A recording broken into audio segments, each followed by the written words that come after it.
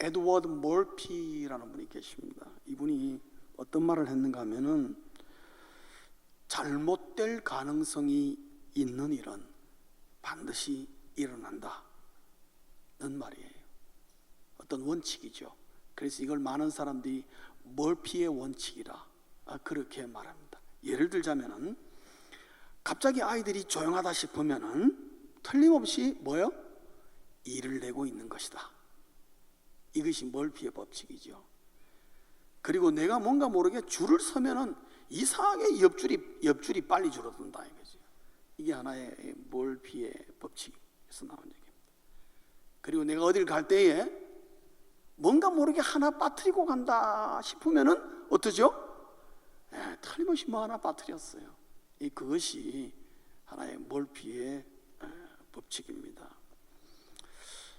오늘 이 말씀을 보시겠습니다. 이 말씀은 여러분 다 아십니다. 인류 최초의 살인 사건이죠.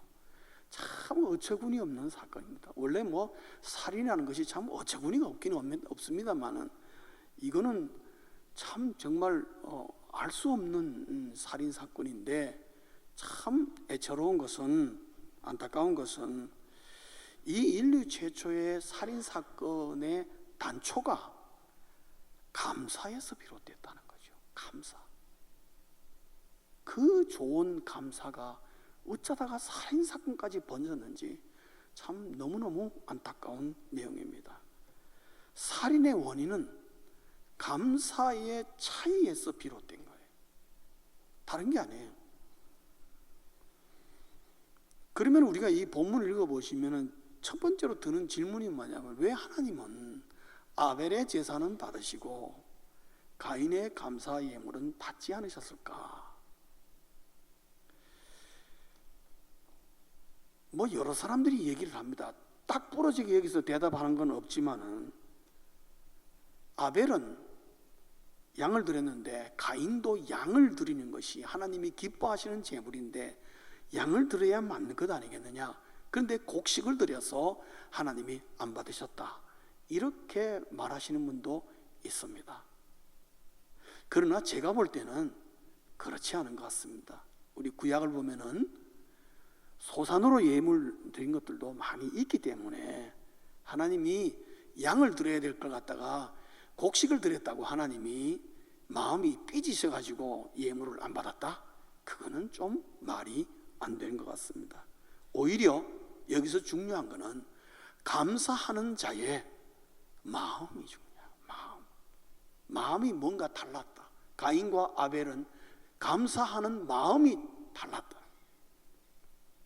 7절을 보면 우리가 알 수 있는 것은, 뭔가 모르게 가인은 올바른 감사 제사를 드리지 못했구나 라는 것을 알 수가 있습니다. 오늘 이 말씀을 통해서 우리가 교훈으로 받을 수 있는 것은, 하나님은 우리의 감사를 무조건 받으시는 분이 아니다는 거예요. 오늘 여러분 맥주 감사 주일이라고 이미 감사 예물 다 드렸습니다. 어떻게 생각하십니까? 여러분의 그 예물을 하나님이 다 받으시셨으리라고 생각을 하시는지요?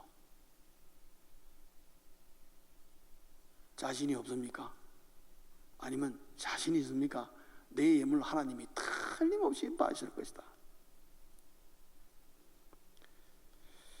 하나님께서 받으실 감사를 다 드렸기를 주의 이름으로 축원합니다. 이것은 무슨 뭐 맥주 감사, 추수 감사 때만 기억하라는 게 아니라, 우리가 평소에 하는 감사의 예물에 대해서 우리가 기본적인 어떤 마음을 가져야 되느냐, 너무나 쉬우면서도 안 되는 그 말씀을 우리가 받으려고 하는 것입니다. 오늘 이 감사에 대한 이 본문을 생각하며 한번 몰피의 법칙을 적용해서 말씀을 드려보겠습니다. 두 가지를 우리가 한번 자신에게 물어볼 필요가 있습니다. 첫째는, 감사 예물을 드리면서 하나님이 이런 감사를 받으실까? 라는 생각이 들면은 틀림없이 하나님 안 받으신다는 거 생각하셔야 돼요. 안 받으신다. 그럼 가인이 하나님 앞에 감사제사 드리는 건 너무 좋아요. 그러나 가인은 자신에게 한 번쯤 물어봐야 될 질문이 있었어요. 그게 뭐냐면, 내가 하나님이라면 이런 감사를 받겠느냐? 라는 질문이에요. 그 여러분이 오늘 감사 예물을 드렸습니다. 여러분이 생각할 때에 내가 이 드린 예물을 내가 하나님이라면 받으시겠나? 한번 생각해 보라는 것이죠. 여러분 기억할 것은 하나님은 단순히 예물만 받으시는 분이 아닙니다. 그렇죠? 우리가 감사 예물을 드릴 때에 하나님은 감사 예물을 드리는 사람과 예물을 동시에 받으신다는 거죠. 아멘이십니까? 그렇습니다. 근데 감사 예물은 열심히 잘 드렸는데 문제는 거기에 내 마음이 빠져버렸다면은 그는 하나님이 안 받으시는 예물이라 이 말씀입니다. 가인의 예물은 마음이 빠진 예물이었어요. 진정성이 없었다 이 말씀입니다. 한번 여러분 볼까요? 3절을 보시면요, 단어 한마디에 차이가 확 나는 걸 볼 수 있습니다. 3절, 세월이 지난 후에 가인은 무엇으로 제물을 삼았다 그랬습니까? 땅의 소산으로 제물을 삼았다. 땅의 소산으로 드렸어요. 오케이? 4절 보시겠습니다. 아벨은 자기도 양의 뭐요? 첫 새끼와 그 기름으로 드렸다. 여기서 차이점은 딱 하나 있습니다. 가인은 땅의 소산으로 드렸고 아벨은 양의 어떤 새끼? 첫 새끼로. 그것도 어떻게 해요? 기름이 많은 놈. 그 말은 이 양이 건강한 녀석이었다는 거죠. 잘생겼다는 거죠. 남 주기에 아까운 그런 아주 튼튼한 양이었다는 거죠. 그 첫 새끼를 드렸다는 겁니다.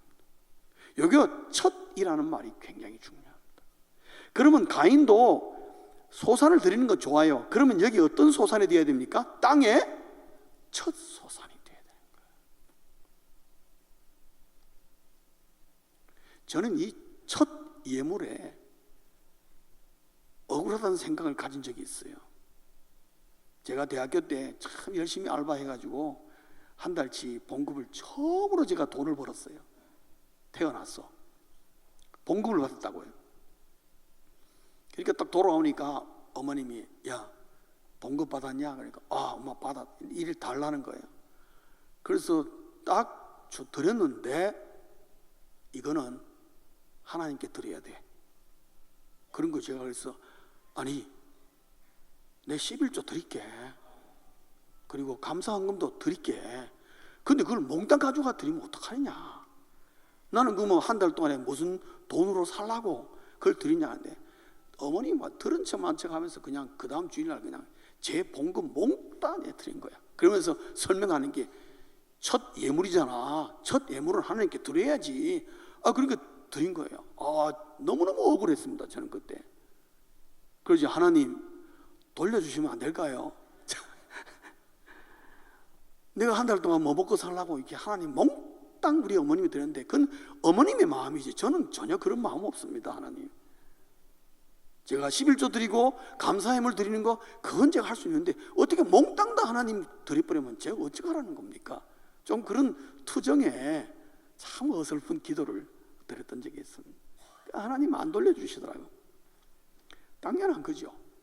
그땐 제가 그게 말의 의미를 잘 몰랐어요. 지금은 제가 압니다. 그래서 어머님의 그 마음 그걸 제가 이해를 하는 거죠. 그 첫 예물. 옛날 어른들이 하나님 앞에 예물을 드리고 감사할 때에 이런 마음으로 드렸구나. 하나님이 그 예물을 받으셨겠어요? 안 받으셨겠어요? 받으신 예물이죠. 그걸 말하는 것입니다, 여러분. 가인은 그렇게 안 드렸다는 거예요. 똑같은 감사 예물인데. 그러나 아벨은 그런 마음으로 드렸다는 거죠. 그러니까 가인이 내가 하나님이라면 이런 감사를 받으시겠는가, 한 번이라도 자기에게 자문했다면 얼마나 좋았을까. 이런 살인사건도 일어나지 않았을 텐데. 그런 아쉬움이 있는 거죠. 내 마음이 담긴 감사가 아니면 하나님도 그 예물을 안 받으신다는 거예요. 여러분 기억하십시오. 하나님은 내가 감사드리면 무조건 다 받으시는 분이라는 생각은 착각입니다. 감사 예물도 생각하며 드려야 된다는 거죠. 그래야 내 마음이 즐거움이 없는 감사가 안 된다는 거죠. 즐거움이 없는 감사는 하나님도 원하지 않는다는 거죠. 왜냐? 그 예물은 자칫하면 내가 하나님을 경홀히 여기는 거예요. 하나님을 살아계신 하나님이 아니라 마치 죽은 우상에게 하듯이 하는 예물이 될 수가 있다는 거죠. 불교인이 절에 가서 예물 드리는 거랑 어디도 다른 종교인이 가서 예물 드리는 거랑 같다고 생각하면 안 됩니다, 여러분. 우리가 하나님 앞에 예물 드릴 것은 우상에게 드리는 예물이 아니라 살아계신 하나님, 나와 함께 커뮤니케이션, 대화가 가능하셔서 인격을 가지신 그 하나님이 좌정하셔서 내 감사 예물을 받으시는데 그 예물을 드리는 우리의 마음을 모르시겠습니까? 많고 적음이 중요한 게 아니에요. 그게 반드시 우리의 마음과 정성, 즉 진정성이 담긴 예물을 하나님은 원하신다는 거죠. 오늘 혹시라도 그런 마음을 놓치시고 오늘 아침에 일어나서 오늘 맥주 감사주일에 지난주 봉투 받았지 해가지고 갑자기 해서 넣으셔서 아무 생각 없이 드린 분이 있다면 다음에 드릴 때는 꼭 진정성을 담아서 하나님 감사합니다 드릴 수 있기를 주의 이름으로 축원합니다. 정말 감사가 담긴 감사 예물. 너무 쉽지만은요, 우리가 너무 잘 잊어버리는 것이 바로 이런 내용들입니다.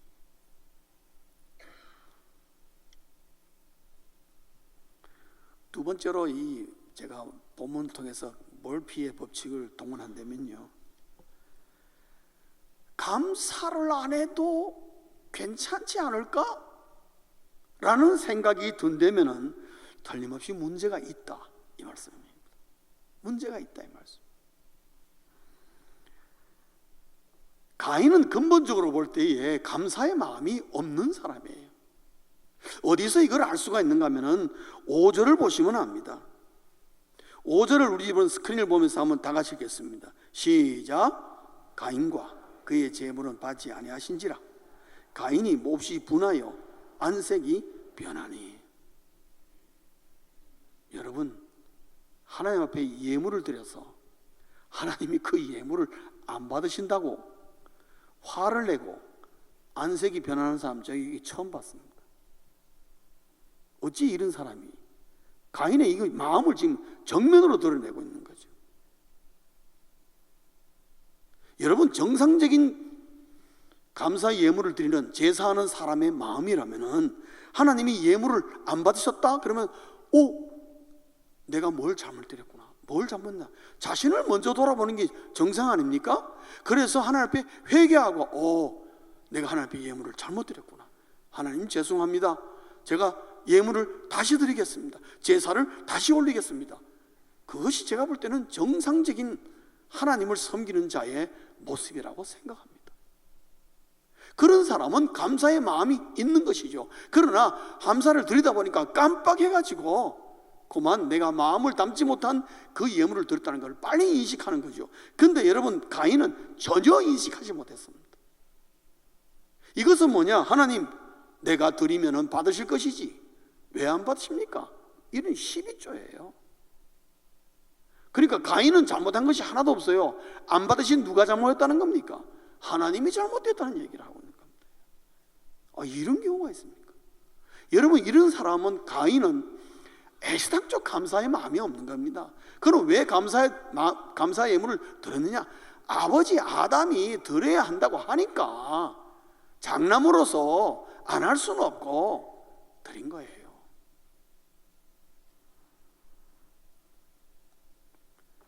감사의 마음이 없으니까 그 자리에 오히려 다른 것이 들어가는 거예요. 그게 뭡니까? 미움이 들어가고 시기와 질투가 들어가고 화가 들어가니까 무서운 살인까지 가게 되는 거예요. 어처구니없는 일이 여기서 시작돼요. 아벨은 아무 죄가 없죠.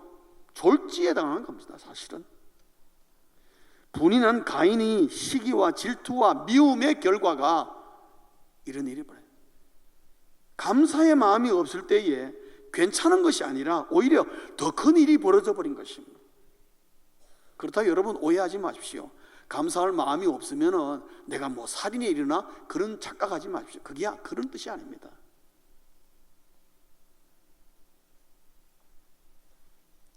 감사의 마음이 없으면 그 마음이 엉뚱한 곳에 쏠린다는 것을 말하는 것이죠. 오히려 하나님 앞에 더 큰 문제에 직면하게 된다는 것이죠. 사실은 7절에서 하나님은 가인에게 경고를 했습니다. 너 그러지 마라. 너 지금 죄가 너 문턱에 있다고 주님이 분명히 가르쳐 주셨어요. 그러면 그때라도 가인이 정신을 차렸어야 되는데 전혀 정신을 안 차렸습니다. 그러다가 이 끔찍한 일을 저지르게 되고 이거로 말미암아 가인은 그의 평생 동안에 피폐한 인생을 걸었습니다. 오늘 이 모습을 통해서 우리가 배워야 될 것은 뭐냐면은 감사가 없으면은 더 심각한 인생의 문제 속에 나도 모르게 빠진다는 것이죠.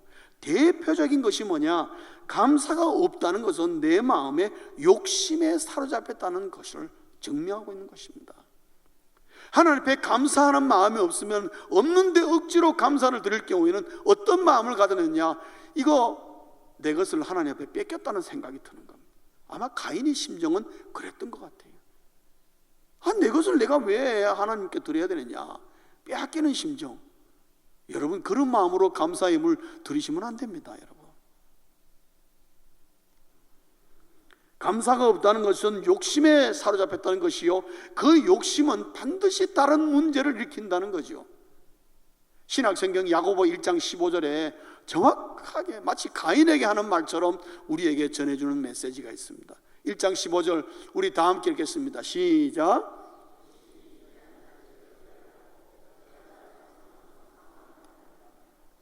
아멘. 가인이 정확하게 저 길을 걸었습니다.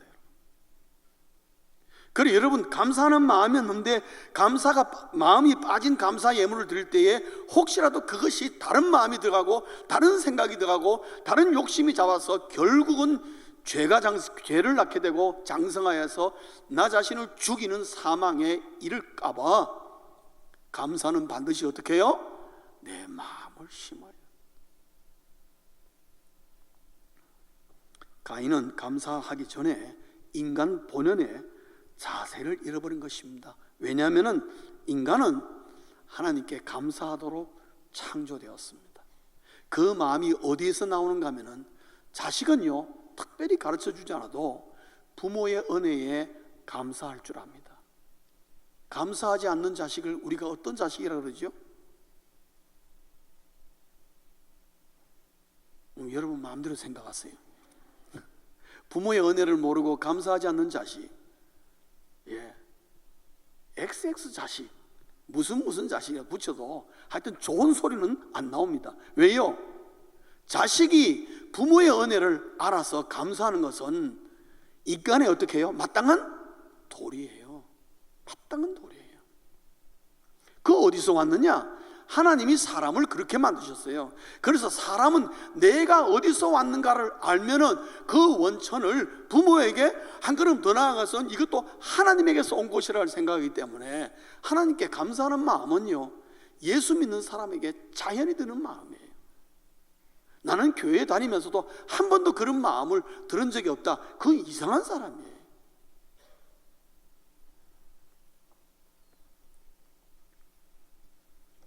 내가 감사 예물을 드리면 하나님은 받으셔야 한다는 생각은 착각입니다.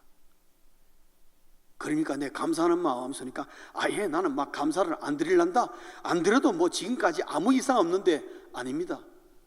더 큰 문제가 있다는 걸 아셔야 하는 것입니다. 그러므로 우리 인간이 하나님 앞에 감사하는 것은 마땅한 것이고, 그 감사는 생각 없는 감사가 아니라 정말 내 마음이 담긴 진정한 감사를 드릴 줄 알아야 한다는 것입니다. 매번 그렇게 드릴 때마다 잊지 말자는 것입니다. 말씀을 정리하겠습니다. 감사는 진정성을 담아 즐겁게 드려야 합니다. 그것이 진정한 감사고, 평범하지만 우리가 잘 잊고 사는 감사의 본질입니다. 진정한 감사가 되기 위해서 제가 두 가지의 팁을 드리겠습니다. 여러분, 감사 헌금, 감사 예물을 준비하면서 두 가지를 카운트하십시오. 첫째는 왜 감사하는지를 알아야죠. 내가 뭐 때문에 지금 감사 예물을 드리려고 그러느냐? 지난 한 주간 동안에, 지난 한 달 동안에 하나님이 나에게 주신 감사의 제목들을 카운트하라는 거죠. 헤아려 보라는 것입니다.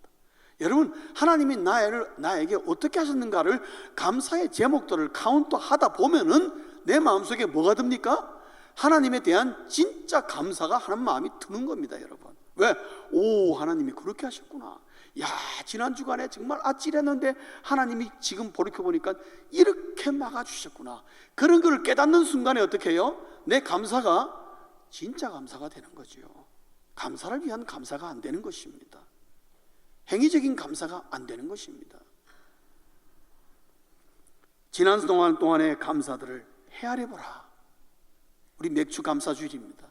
그렇다면 지난 6개월 동안의 감사할 제목을 쭉 한번 헤아려보다 보면은 내 마음이 정말 감사하는 마음으로 풍성하게 주 앞에 감사할 수 있는 것이죠. 구태여 따로 기억할 필요 없습니다. 또 하나는 자신에게 묻는 것입니다. 내가 지금 하나님 앞에 드리는 이 예물이 내 최선의 예물인가? 내가 지금 올바로 잘 드리고 있는 건가? 한 번쯤만 생각하면은 우리는 하나님 앞에 진정한 감사의 예물을 드릴 수가 있는 것입니다. 어려운 것이 아닙니다. 하나님께서 안 받으실 줄 알면서 감사를 받으라고 고집하는 자세는, 그거는 우리가 꼭 버려야 할 자세입니다. 감사를 안 해도 지금까지 문제가 없었다는 그런 안일한 자세도 버려야 합니다. 왜? 그것은 억지 감사가 될 수 있고 무성의한 감사가 될 수 있기 때문에 그렇습니다. 진정성이 있는 감사를 들 때마다 그러한 마음과 그러한 정성으로 드리는 여러분의 감사의 예물들 되시길 주의 이름으로 축원합니다. 기도하시겠습니다.